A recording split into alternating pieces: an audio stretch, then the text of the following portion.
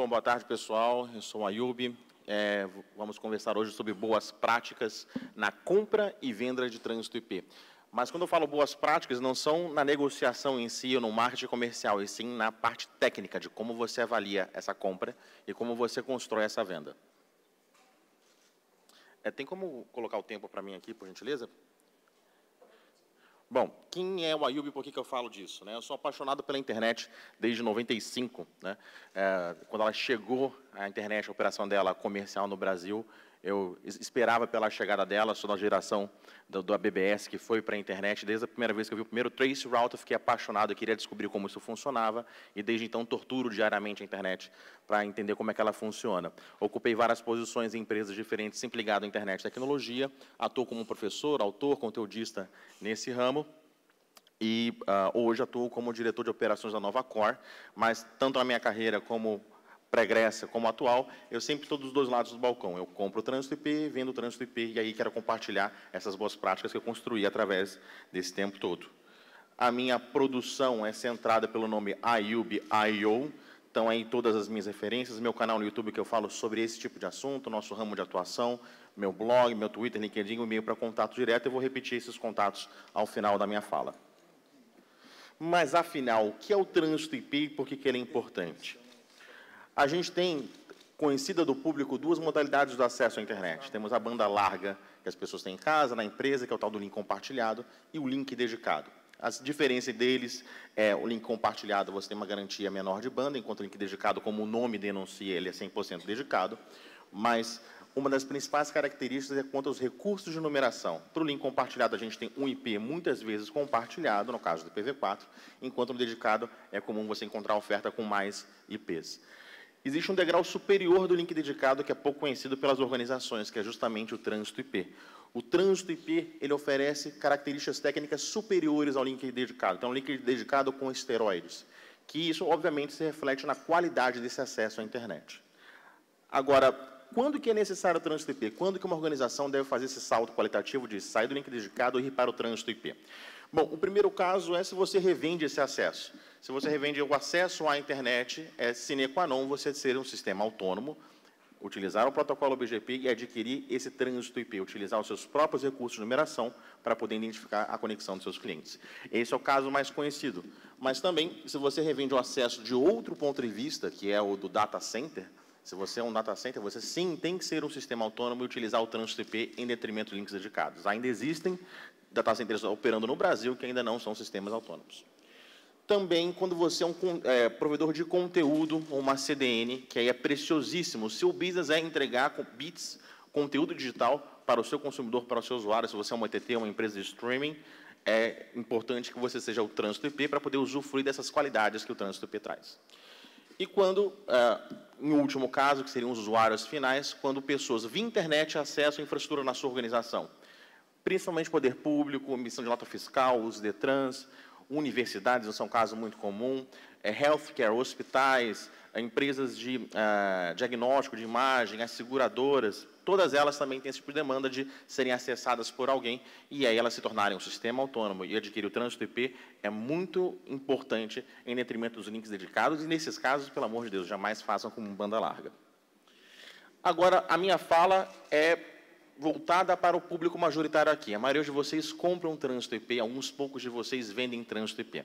Mas nessa sala, e vejo aqui pelo rosto de vocês, tem pessoas que atuam nos dois ramos. Então, eu vou estar focando a minha fala na compra, mas para quem vende, para quem atua no comercial, no marketing, principalmente na engenharia das empresas que vendem trânsito IP, se eu estou dizendo como é a melhor forma de comprar, se espelhem na minha fala para criar as estratégias, repercutir essa minha fala na empresa de vocês, para assim como venderem da melhor forma e conseguirem serem mais competitivos. Agora, parem o que vocês estão fazendo. Prestem atenção nessa parte que eu vou falar. Tirem foto, gravem o que for necessário, que é o seguinte. Pelo amor de Deus, parem de comprar trânsito IP pelo preço. Chega disso. É irrazoável essa redução de tarifas que a gente encontra no mercado e ela vem acompanhada certamente de redução de qualidade. Existe uma prática comum no nosso ramo, principalmente dos ISPs, de ficar pressionando o fornecedor por uma tarifa menor, uma tarifa menor, uma tarifa menor. Não está sobrando mais de onde tirar, e onde tirar acaba restando sendo a qualidade. Agora, o trânsito IP, está longe de ser um dos maiores custos da sua organização. Tenho certeza que a conta de luz, a conta de gasolina, folhas de pagamento, licença de softwares, qualquer coisa mais cara que o trânsito IP. Porém, se você é uma dessas empresas que eu listei que precisam do trânsito IP, é justamente ele que dá a qualidade do seu serviço. Por que muitas organizações brasileiras não estão dispostas a pagar um pouquinho mais pelo trânsito IP? A gente está no complexo hoteleiro do mesmo dono, que tem 2 torres. Uma torre de um hotel, com um nível muito maior, e outra com um hotel de um nível muito menor. Se o mesmo grupo econômico conseguiu dar 2 hotéis, a gente está disposto a pagar mais ou menos para dormir uma noite, por que não no trânsito IP, que é exatamente o produto que você o revende para o seu cliente, se você é um SP ou um data center, ou aquele que permite que o seu cliente consuma o seu conteúdo, no caso, o provedor de conteúdo e CDNs. Então, é irrazoável. Parem de ficar balançando um dinheiro. Olha, o custo mega, fulano me deu tantos centavos, você tantos centavos. Se você faz isso com seus fornecedores, você está destruindo a cadeia produtiva da qual você precisa. Então, se não é só pelo preço, aí você está falando que a gente deve pagar mais caro pelo trânsito IP, vamos com calma. Vamos entender isso ao longo da minha apresentação, mas somente o custo te proporcionará problemas, somente o custo você está cultivando na nossa cadeia produtiva fornecedores de má qualidade que impactam na sua operação e você está desprivilegiando aqueles que fizeram o investimento correto e melhorando a qualidade do serviço. Então, como comparar as múltiplas ofertas? É um mercado muito disputado, existem várias empresas que oferecem o serviço. Se vocês checarem no X, por exemplo, lá no x.br, na lista de participantes, vários deles têm a palavra trânsito com check vermelho, então tem centenas ou milhares de empresas oferecendo serviço. Então, a oferta nos grandes centros urbanos é farta, reconheço que no interior ela ainda é muito modesta, mas como que você compara essas ofertas? E é, do ponto de vista técnico, o que eu estou trazendo aqui hoje. Bom, então, monte uma planilha com todas as características técnicas que é importante para você nessa oferta. Para algumas dessas características, você mesmo vai conseguir responder. Será que essa empresa tem Looking Glass? Sim ou não, você consegue procurando, pesquisando na internet, responder. Algumas dessas perguntas são informações que não são públicas, mas você, no processo de compra, como comprador, como cliente potencial, tem direito, sim, de perguntar, e a empresa tem plenas condições de responder. Aquilo que, eventualmente, for muito sensível, nunca encontrei nesse processo algo muito sensível, você pode se dispor a assinar um contrato de sigilo, um NDA, mas todas essas respostas têm que ser obtidas do seu fornecedor. Então, para aquelas que não são públicas, você tem que falar com o seu vendedor, colocar por escrito as suas perguntas, e ele vai acionar o time de pré-vendas deles, a engenharia, para responder. E, montando essa planilha, a partir dos itens que são importantes para você, eu vou fazer algumas sugestões, crie um questionário para que essas empresas que estão ofertando o serviço respondam para você, para que os times de NOC, engenharia de pré-vendas, respondam essas questões para você e peça o preenchimento.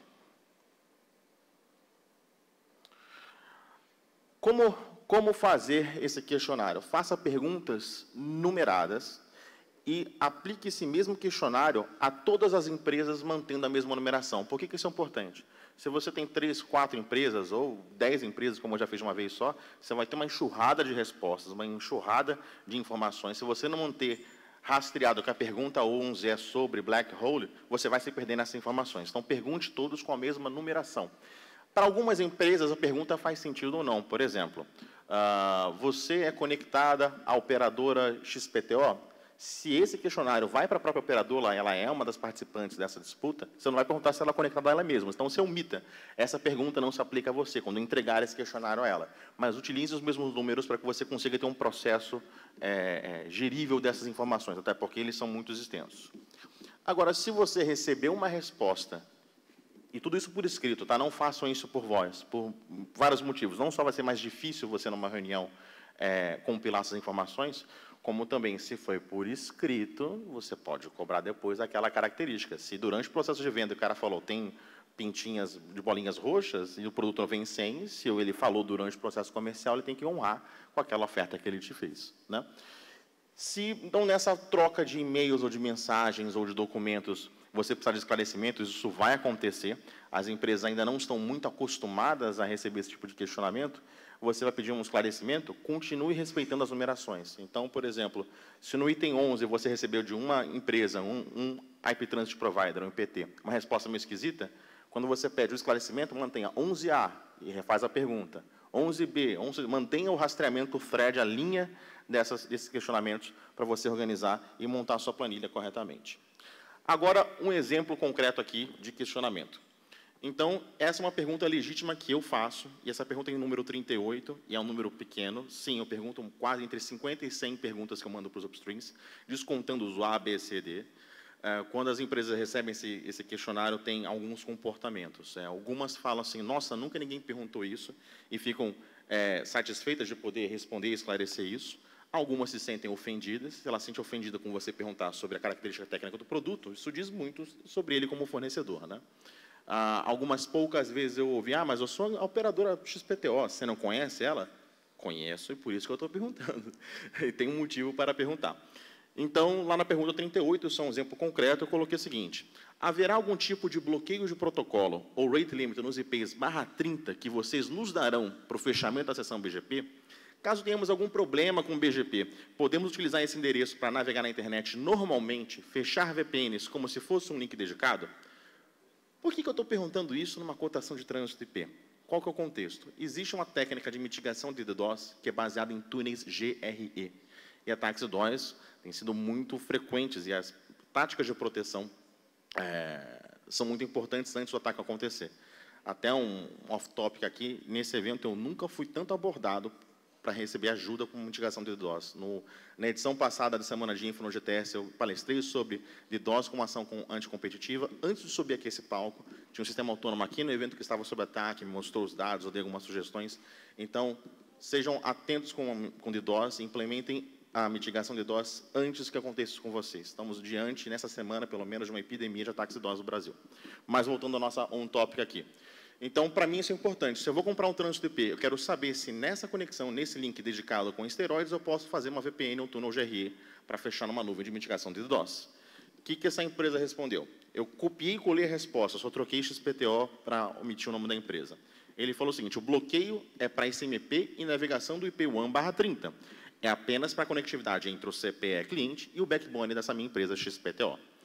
Como essa característica, essa capacidade de fechar túneis VPNs pelo trânsito IP era importante para mim, fiz um 38A. Olha o 38A aí. E expliquei para o cara, por escrito, não caiam na cilada de fazer isso no almoço, numa reunião. Não, vou visitar você, a gente toma um café, levo o meu engenheiro de pré-vendas. Não, tem que ser por escrito, tem que ser para valer. E eu perguntei o seguinte, expliquei minha necessidade e pedi mais informações. Nós precisamos de alguns IPs públicos da empresa XPTO para navegação através desse mesmíssimo circuito. Caso, porventura, precisemos interromper o uso do BGP. Como isso poderia ser feito e quanto custaria? Recebi a resposta por escrito. Não é possível usar o bloco dessa minha operadora XPTO para navegação, uma vez que vocês são SN. Então, ao fazer essa pergunta, dentre 38 perguntas, 39 com item A, eu consegui me proteger de uma decisão arriscada, que é fazer uma compra de trânsito IP, através do qual eu não poderia contratar uma nuvem de mitigação. Percebam como é delicado isso. Então, trânsito IP não é igual para todo. As ofertas não são iguais entre si. Existem características técnicas diferentes entre elas que impactam muito na operação e na qualidade da internet brasileira.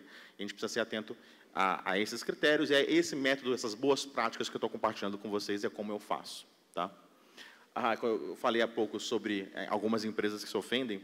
Eu já recebi assim, uma fofoca dizendo o seguinte: vendedores se encontraram e os dois tinham sido cotados por mim. E eu falo assim, pô, aquele aí faz pergunta pra caramba, né? Então, chegam a reclamar um com o outro com as perguntas, mas quando eu recebo essas frustrações, eu digo o seguinte: bom, eu quero ter a certeza do que eu estou comprando e acho que você vai ficar como vendedor mais tranquilo e tendo certeza do que está me vendendo. Então, se a gente conciliar expectativa e realidade, a gente nunca vai se frustrar, vai ser um relacionamento de longo prazo. Então, sempre convido eles a responderem. Então, exige um pouco de esforço, um pouco de convencimento, mas todos eles respondem. Agora, você vai receber um quintilhão de resposta, como processar essas respostas. Algumas podem ser booleano, tem ou não tem. Você pode colocar na sua planilha que você vai preencher, a partir do questionário preenchido, uma célula verde, uma célula vermelha, sim ou não. Então, por exemplo, essa oferta contempla black hole? Sim ou não? Se para você ter ou não ter satisfaz a sua preocupação, pode ser booleano. No meu caso, como eu monto IP Transit Providers, ITPs, eu sou um pouco mais criterioso com esse tipo de característica. Então, eu faço a segunda opção, que é o seguinte: possui tipos diferentes de black hole, então tem um degradê. Então, tem várias possíveis respostas, algumas não me interessam, que é zero, por exemplo, não tem black hole. Eu não compro trânsito sem black hole, então é zero. Coloco na planilha um item zero. Se ele tem, pode ser uma pontuação 1. Se ele tem e separar nacional e internacional, legal, eu posso colocar 2 pontos. Se ele tem por protocolo, black hole somente para UDP, por exemplo, 3. Você pode criar um degradê para conseguir desempatar essas ofertas que a gente está avaliando. Tá? Então, as respostas numericamente graduadas vão te permitir fazer um ranking para subsidiar a sua escolha na compra de trânsito IP. Agora, eu falei muito sobre o porquê é importante fazer esse processo, como propus um método de fazê-lo, mas eu não falei muito sobre os critérios. Então, vamos observar o quê? Vamos conhecer alguns critérios, esses são os critérios mínimos. Daria para passar uma tarde inteira toda falando sobre esse processo. Como falei para vocês, eu chego a perguntar centenas de coisas, itens diferentes. Mas esse é o mínimo do mínimo do mínimo que eu recomendo para vocês fazerem daqui em diante ao avaliar essas ofertas de trânsito IP. Sobreposição de upstreams. Isso é muito delicado, muito perigoso, é por isso que eu estou começando com ele. Então, imagine você um sistema autônomo que está recebendo proposta para 3 upstreams, 3 empresas de trânsito IP querem ofertar para você trânsito IP A, AB e AC. Vamos olhar a A. Você pode consultar em vários sites como bgpview.io, stat.ripe.net e até no bgp.he.net quem são os upstreams do seu upstream. Que a gente viu nesses sites que a empresa A tem upstream 1 e 2, a S1, a S2. Tomamos nota disso. Vamos olhar a oferta da C. A C tem os upstreams 4 e 5, outros 2 upstreams diferentes. Legal, tomei nota disso. Vamos olhar para a B. A empresa B tem os upstreams 1 e 3. Opa! A empresa A e a empresa B possuem pelo menos um upstream em comum. Isso tem uma sobreposição de upstreams. Isso representa um risco ao seu sistema autônomo. Por quê? Pode ser que o upstream 1 tenha problemas, e se você contratar apenas A e B, se a empresa 1 tiver problemas, A e B serão igualmente afetadas. Vale lembrar que para A e B vão receber o full routing dessa empresa 1, ou seja, as decisões, a eleição de rotas do BGP vai ser feita uma única vez, então elas vão ter as mesmas opções de caminho para os mesmos destinos. Então, os problemas vão se repetir na A e na B. Então, na hora de montar a sua planilha de ofertas e colocar esses scores, essa pontuação, quando você coloca A e B juntas, tem que ter uma nota mais baixa do que apenas C. Então, nesse cenário, olhando somente por esse critério, uma melhor compra seria da empresa A e C e da empresa B e C. E entre A e B, não é que você não deva comprar, mas aí sim, você tem que chegar para elas e olha, como você tem sobreposição, estou disposto a pagar menos pelo seu produto. É essa a mecânica. Não é simplesmente, vou pagar mais para ter mais qualidade. Ok, você vai pagar mais por ter critérios que você encontrou que são mais importantes para você. E para as empresas que têm menos esses critérios, aí sim você aperta o vendedor, olha, só vou fechar negócio se você chegar nesse target que eu coloquei. Agora, quais são os outros critérios, além desse primeiro, que é a sobreposição, que é muito sensível?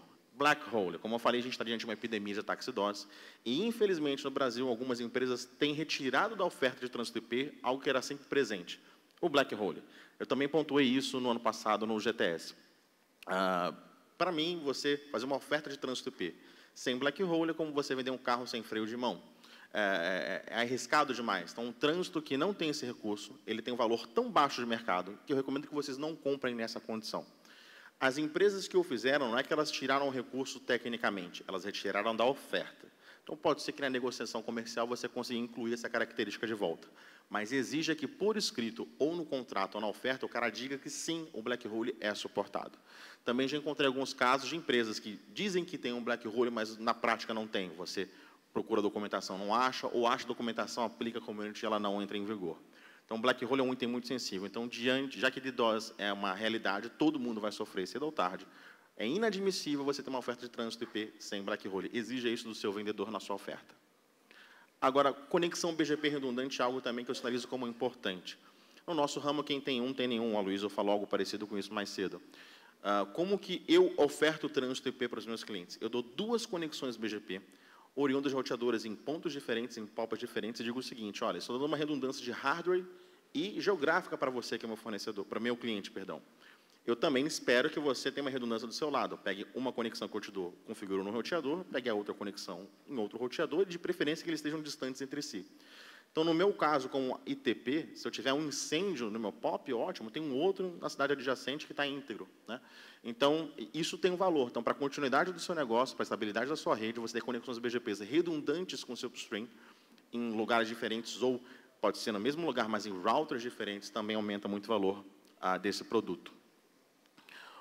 Outro item que eu não vou me focar muito, que a gente tem uma ótima apresentação na sequência sobre PVCs, Daniel D'Amito, é o seguinte: a internet, diferentemente da telefonia móvel, a telefonia móvel passou por o mesmo problema que a internet. Esgotaram-se os números, a forma de identificar os pontos a serem conectados. Na telefonia móvel, a gente colocou um dígito a mais na frente, o 9, e os telefones de 8 dígitos falam com os de 9 dígitos sem problema. Na internet, isso não foi possível.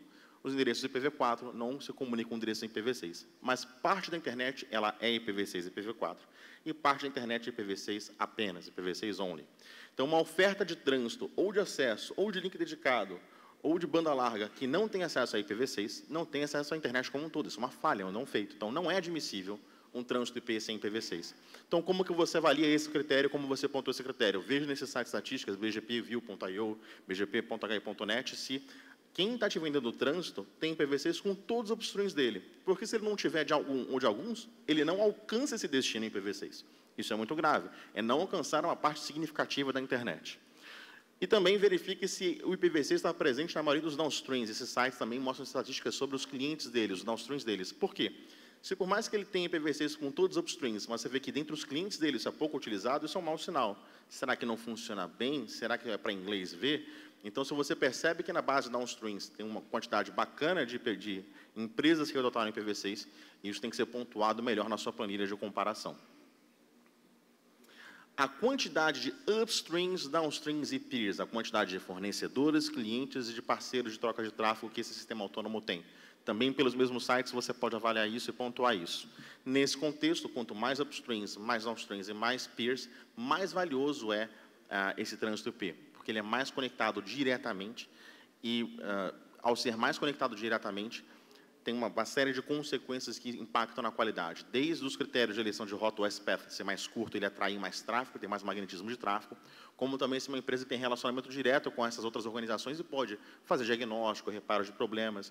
E desses 3 itens, eu privilegio muito a quantidade de downstreams e a quantidade de upstreams e a quantidade de peers. Porque se você tem muitos upstreams, significa que muitas empresas preferirão mandar tráfego através de você em detrimento de outros caminhos. Então, ele atrai muito tráfego.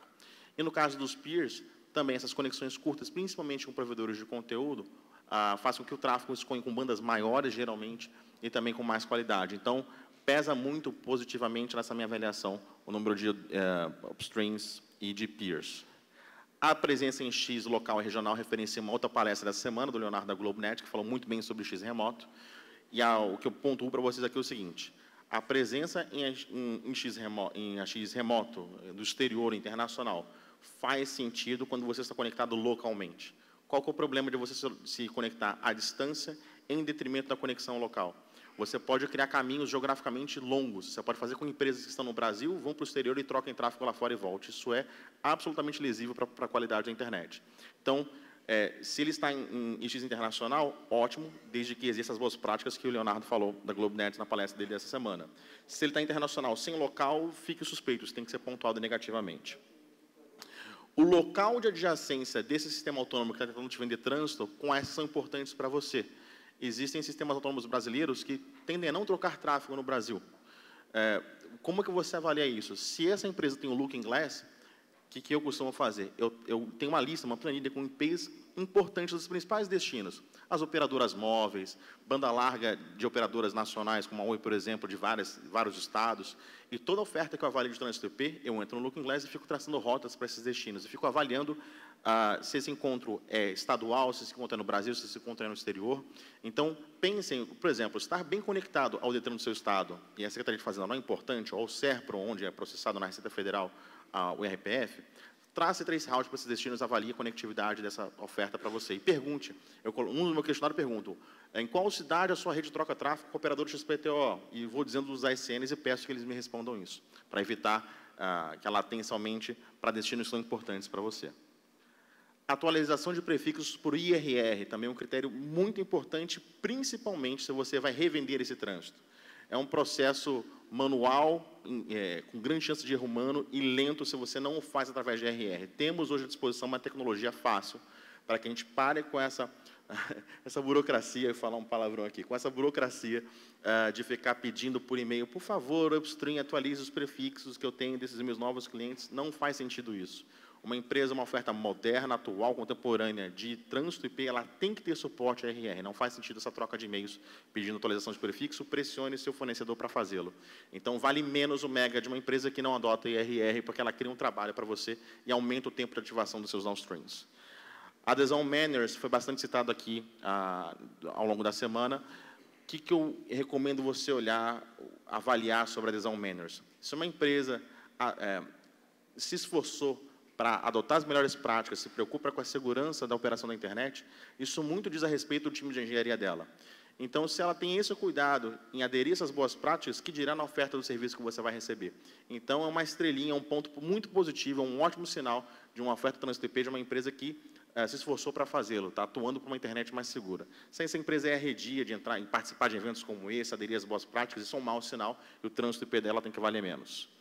Sobre o BGP Communities, a presença delas também é muito importante, pontuo muito o BGP Community, e não vejo como booleano, de ter ou não ter.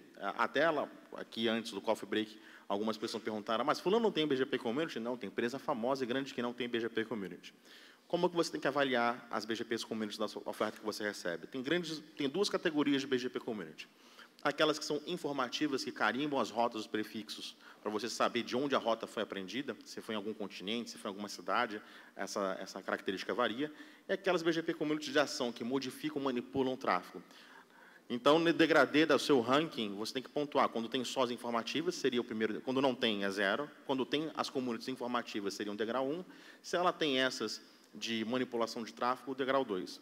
Muita gente entende facilmente o sentido de você ter as communities de manipulação de tráfego, de você colocar um prepend para fulano, de você não anunciar no dado continente, isso faz sentido.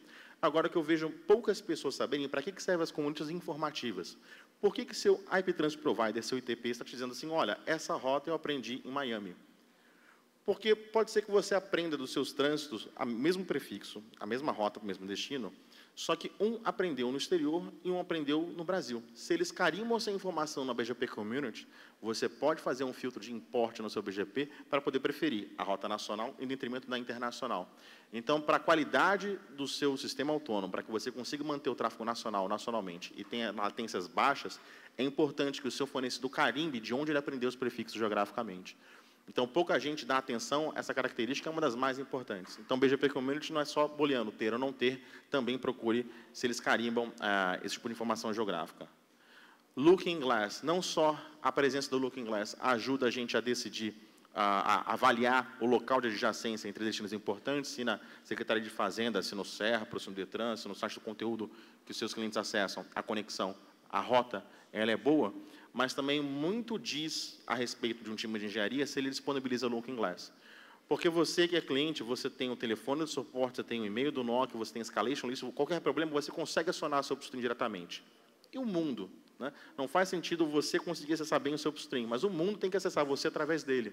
Então, ter o Looking Glass permite que empresas que você não conhece, nunca teve contato, vai que a empresa daquele IPTV que te dá dor de cabeça, vai que o cara está tentando diagnosticar como chegar na sua rede em melhor qualidade. Se ele tiver o Looking Glass, ele vai conseguir resolver esses problemas e te ajudar. Então, não só o Looking Glass, como também a qualidade do registro no PeerInDB ajudam que a comunidade como um todo resolvam, diagnostiquem problemas de como chegar até você.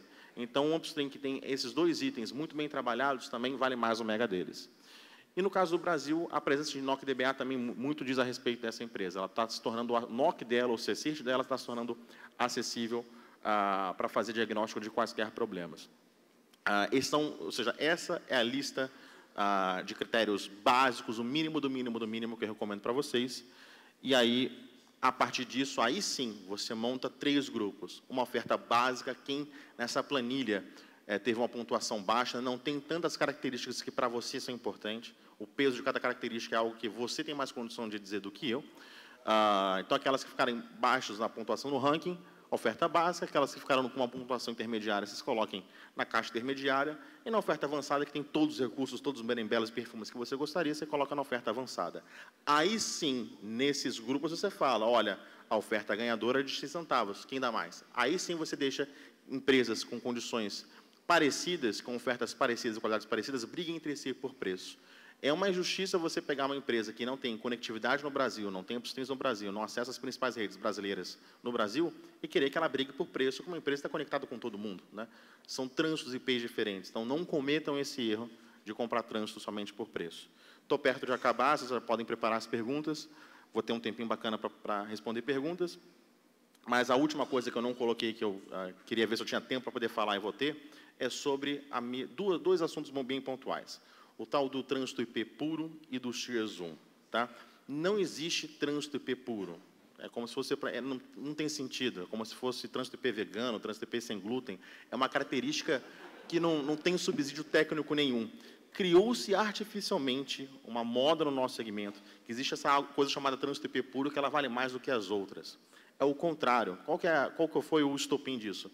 Parece que algumas empresas estavam vendendo mais trânsito do que tinham de capacidade, se fiando muito em ter caches locais ou conexões com o X. Quando esses caches falhavam, quando o X falhava, a banda total vendida não estava disponível e havia gargalo. A partir disso, começou a criar uma vibe de que é ruim ter cache, é ruim ter peering. Isso é uma insanidade, é o contrário. Então, parem de buscar o tal do IP puro, do IP vegano. Trânsito IP, tem que ter acesso à tabela global de roteamento toda em V4 e V6. Meia internet não é internet. Tá? Então, fujam dessa história do IP puro, pelo amor de Deus. Como eu falei, o trânsito IP é o degrau acima do link dedicado, logo toda a banda vendida tem que estar disponível de acordo com o commitment, tá? De acordo com o contrato diz o compromisso. Sobre o Tier 1 também, tradicionalmente, há muitos anos, desde a década de 90, dá essa chancela de Tier 1 é automaticamente a melhor oferta, a melhor qualidade. Isso também não é verdade. Justamente por ele ser um Tier 1, não poder comprar trânsito de ninguém, apenas ter parceiros ou clientes, muitas vezes ele está afastado do conteúdo, ele está com uma conectividade, ou com até portas saturadas já aconteceram com conteúdo, ou geograficamente distante essa troca de conteúdo. Existem Tier 1 atuando no Brasil que são mal conectados com sistemas autônomos do Brasil. Então, o Tier 1 não é uma chancela, não é porque o número 1 é bonito, é o primeiro, significa necessariamente que ele é melhor. Comparem as ofertas Tier 1 com os critérios que eu falei aqui e vocês vão tomar a sua decisão. Também, gestores públicos, me corta o coração, eu vejo licitações dizendo que quem se candidatar a vender o link para a prefeitura, para o Estado ou para a União, tem que ter conexão com o Tier 1 e uma conexão com os Estados Unidos. Não existe nenhuma norma, nenhum órgão que certifica quem é Tier 1 não é. Então, não é um critério seguro para uma licitação, é totalmente discutível e arguível se isso deve contar como um critério ou não. Então, o Tier 1 não significa automaticamente qualidade boa, os Tier 1 brigam entre si, sujeitem eles a esses critérios que eu falei antes de achar que Tier 1 necessariamente é uma oferta boa. Existem ótimos Tier 1, mas Tier 1 baseado em critério, não é só pelo broche que o cara ostenta de que ele é um Tier 1. Então, acho que eu tinha isso para falar, espero ter colaborado com a comunidade. Estou ansioso para ver as perguntas de vocês. E friso, parem de comprar por preço. Utilizem esse método aí. Obrigado. Muito bem, obrigado, Ayub. Vamos passar aqui para as perguntas.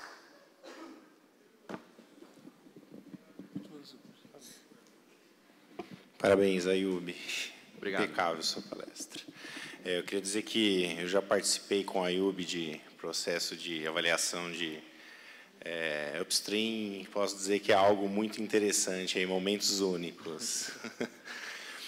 Eu queria só fazer um comentário para complementar o que você disse, que eu tenho visto aí alguns casos, às vezes gera até algumas discussões acaloradas, às vezes as pessoas acabam entendendo errado, mas de empresas que às vezes já possuem mais de um trânsito IP e aparece uma terceira com um preço muito baixo, às vezes uma empresa conhecida, porém é nova no Brasil e não tem tanta interconexão, não tem uma boa capilaridade nacional, mas mesmo assim o provedor está interessado em contratar dessa empresa porque é barato e também porque ela tem um nome, né?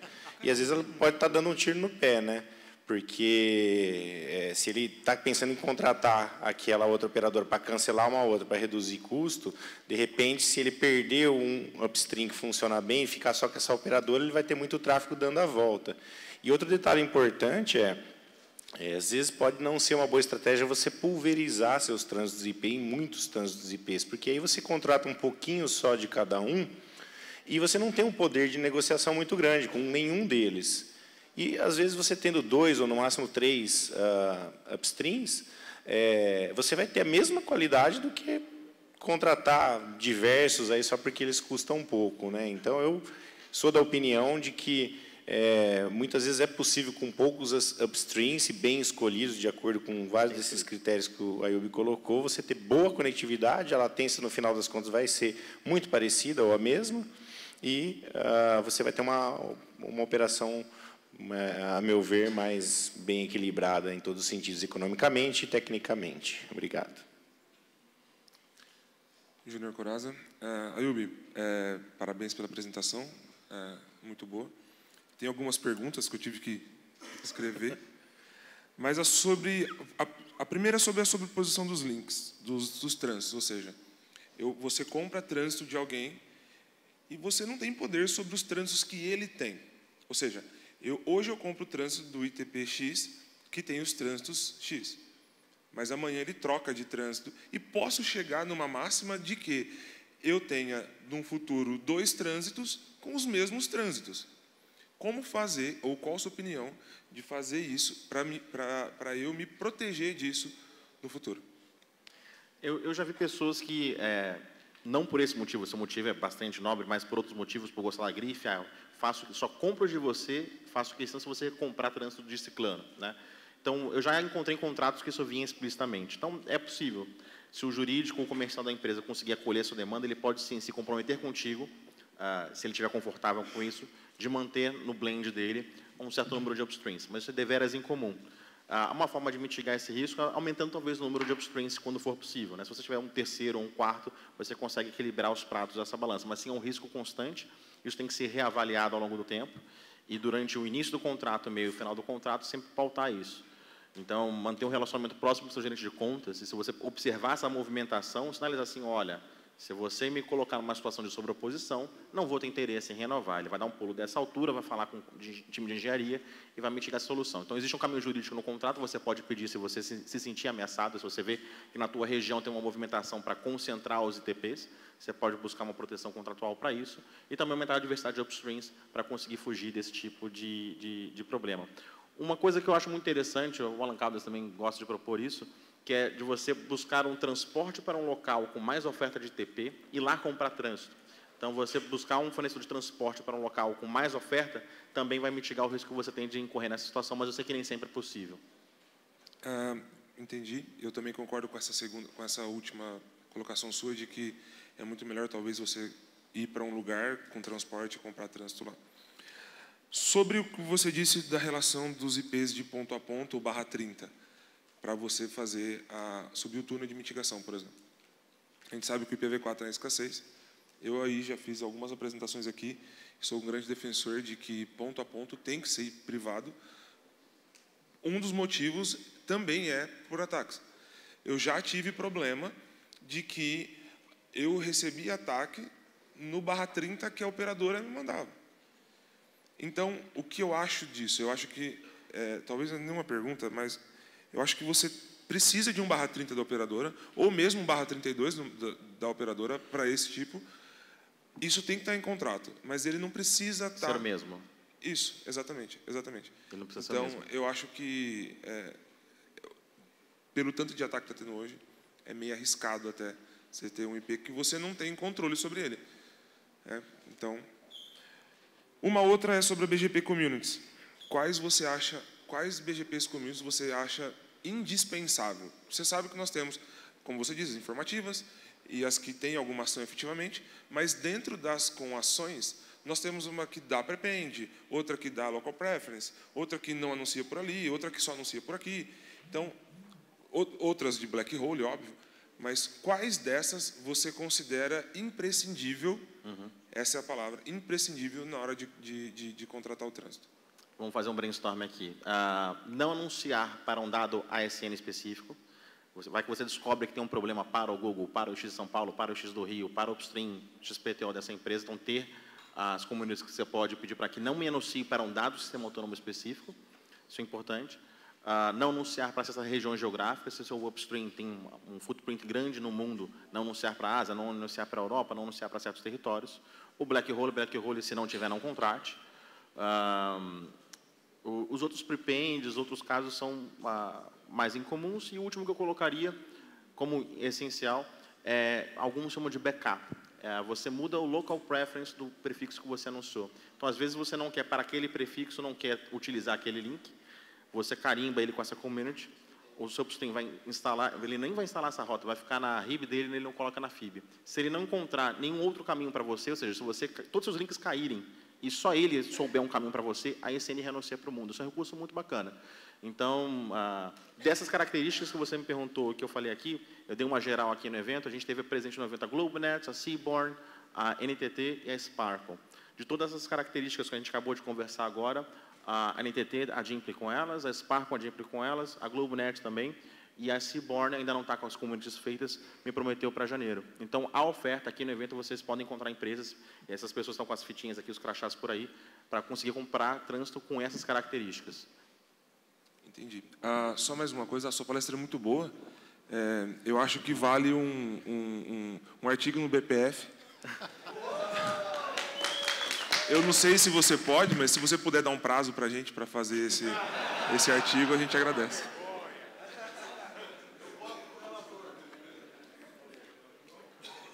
Eu me comprometo publicamente a escrever o artigo. Ayub, eu acho que talvez um dos únicos pontos que eu acho que você não tocou e que eu acho que é interessante, apesar de que o foco da tua apresentação ela é técnica, mas é uma questão que vai no cunho comercial, que é a questão nós estávamos bebendo água saborizada ontem e comentamos sobre isso, que é a questão da questão do CAPEX e o OPEX na entrega do link. Então, por exemplo, você faz toda essa análise, hoje a empresa está bem, e daqui a 3 meses ou 6 meses a empresa está mal. E você fica preso num contrato de 24 ou 36 meses. Por que você está preso num contrato de 24 ou 36 meses? Porque aquela empresa, de repente, ela teve que fazer um investimento de 30 mil reais, e esses 30 mil reais, 30, 40, 50 mil reais, esse investimento de 30, 50 mil reais, ele vai voltar. Ele está dividido em 36 vezes, você vai pagar para ele. Então, se você puder, a pergunta é em relação a isso. Qual a sua orientação com relação a preferir comprar sem esse compromisso? Não me expliquei muito bem, mas acredito que você tenha entendido. Sim, sim. Eu vejo como uma solução um transporte para um ponto mais conectado, um data center ou X, onde você tem um número maior de ofertas. E aí, nesses locais, quem fez o investimento, teoricamente, foi você pelo transporte. Então, faz sentido você comprar trânsito num local desse sem uma taxa de instalação, uma taxa de instalação módica. Também recomendo que no blend de upstream, você diversifique os vencimentos. Então, no primeiro trimestre alguém vai vencer, no segundo trimestre, para você não ter todos os seus links vencendo de uma vez só. E também distribuir as durações do contrato. Então, talvez tenha um link para você muito importante, tem uma ótima característica de acordo com os critérios, mas vai levar uma fortuna para ativar. Então, esse cara vai ter um investimento de CAPEX significativo, aí sim você se amarra com ele com 24 em 36 meses. Nos outros que têm menos características preferidas, aí sim você aperta para um 24 12 meses, mas para ter um cara que vence curto, um cara intermediário, fazer os 3 níveis. Um barato, intermediário, um caro, contrato curto, contrato médio, contrato longo. Então, diversificar para não se ver numa situação de risco como você apontou, como o Corazza apontou. Muito obrigado. 2 minutos. Rubens Kiel, o meu gerente de contas, há 10 anos atrás, dizia que eu só ligava para ele para desligar serviços. Então, se o seu, pelo menos, está te achando chato, ele já está um pouquinho melhor na fita. Um comentário sobre a pergunta, a última pergunta, é que o regulamento do SCM prevê que seja feita uma oferta sem fidelização, junto com uma proposta para oferta comercial com fidelização. Então, você pode exigir isso, e quem não fizer isso, você pode, inclusive, denunciar na Anatel. Mas o comentário que eu ia trazer aqui era a questão de outro termo mítico do mercado, que é o Tier 1 regional. Assim, que não existe, mas eu já ouvi de vários operadores, apenas porque eles têm cabos submarinos, eles dizem que são Tier 1 regional, esquece, isso é lorota. E um comentário do Edson Glade que é de se pensar também na questão de swaps de fibras, porque fornecedores com upstreams diferentes podem compartilhar fibras idênticas e ter modos comuns de falha, apesar de, na visão BGP, parecerem Como totalmente distintos. Perfeito, bem observado. Nesse tipo de caso, se é um risco para você, que eu mais vendo do que compro, né? Quando eu compro espalhado geograficamente. Mas é legítimo, sim, você pedir um KMZ, me mostra o traçado da fibra até meu endereço de instalação, eu quero evitar que você sobreponha uma oferta com a outra. Se a geografia é importante e a separação do risco de ruptura de fibra é importante, também coloque na planilha como um critério no questionário. Pois não. Obrigado, Rubens. Boa tarde. Parabéns pela apresentação. Obrigado. Meu nome é Thiago, eu sou da empresa CTI. E o Coraza já fez uma pergunta que eu ia fazer a respeito das communities, e achei bem colocado, obrigado pela resposta. E eu tenho uma outra pergunta que é a respeito da entrega redundante, tá, de sessões BGPs. Nós, na CTI, entregamos assim, sem nenhum custo adicional, acreditamos que é o adequado a se fazer. Queria saber se você cobra a mais por isso e o que você acha de quem cobra a mais por isso, porque, de qualquer maneira, consome recurso, né? Nesse caso, eu vejo que eu, como fornecedor, estou muito interessado em dar redundância para o meu cliente. Então, uma redundância é para mim também. Eu posso me dar o luxo de ter um incêndio no meu POP A e o POP B está com trânsito vivo, está com trânsito operacional. Então, eu não cobro mais por isso. No desenho, toda vez que eu desenho a solução, sempre entrego ela dessa forma. Quando eu compro dessa forma, não cobro mais. E acho um pouco exagerado, um mindset muito antigo de cobrar mais por isso. E isso vai se refletir na escolha do cliente. Se a gente começar com boas práticas, começar a colocar isso como padrão, a minha oferta e a sua vão estar bem pontuadas, vamos conquistar mais clientes, outras operadoras têm que correr atrás do prejuízo. Obrigado. Só rapidinho, nós já passamos um pouquinho do tempo já, mas pode falar. André Dias, da Extra Networks. Em primeiro lugar, parabéns pela apresentação. Obrigado. Um dos critérios que você dissertou é sobre se a operadora em questão vai ter Looking Glass ou não. A minha dúvida é o seguinte, recentemente nós temos pego muitas operadoras que não têm Looking Glass. Você acredita que isso seja uma falha por um motivo comercial, eles não terem, talvez porque não querem mostrar a engenharia de tráfego que eles fazem ou algo do gênero, ou é realmente uma falha técnica? E o quão mandatório você acredita que é uma operadora ter um Looking Glass nos dias de hoje? Para eu, como comprador, garantir a qualidade do que eu estou comprando e revendendo para o meu cliente, eu vejo como sine qua non. Tem que ter o Looking Glass. Por que ele não é tão popular como deveria ser? Acho que a culpa é nossa, quando eu estou do lado do balcão, de quem compra. Eu sou o louco que pergunta 100 coisas e uma dessas é o Looking Glass. Se a gente começar a perguntar durante a venda, opa, o comercial vai apertar o time de engenharia para que isso mude.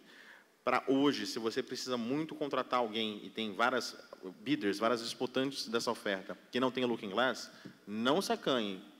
Pega a lista dos IPs que é importante para você, o IP do site de conteúdo, do IPTV que te dá dor de cabeça, e fala para o cara assim, olha, eu quero screenshot do traceroute para todos esses endereços. Já pedi para o cara 20 screenshots e o cara me deu os 20 screenshots. Então, se você se mostrar que você está imbuído, investido, não é só uma cotação para saber o preço, você está investido nesse relacionamento, eu tenho recebido positivamente esse tipo de trabalho. Então, na foto do Looking Glass, reclame, fala assim, pô, você não tem, já não vou pagar o que você está pedindo. E faça a sua lista de destinos importantes e peça o screenshot, a foto, não copiar e colar o texto do traceroute, como seria o seu roteamento se você pegar aquele link. Então, ótima preocupação. Obrigado. Obrigado. E só para constar, no BPF nós temos um artigo ensinando a subir Looking Glass, tá? Então, se alguém tem uma falha técnica em relação a isso, pode seguir o tutorial que funciona perfeitamente. Obrigado pela apresentação, Ayub. Vamos agradecer ao Ayub. Obrigado, Ayub.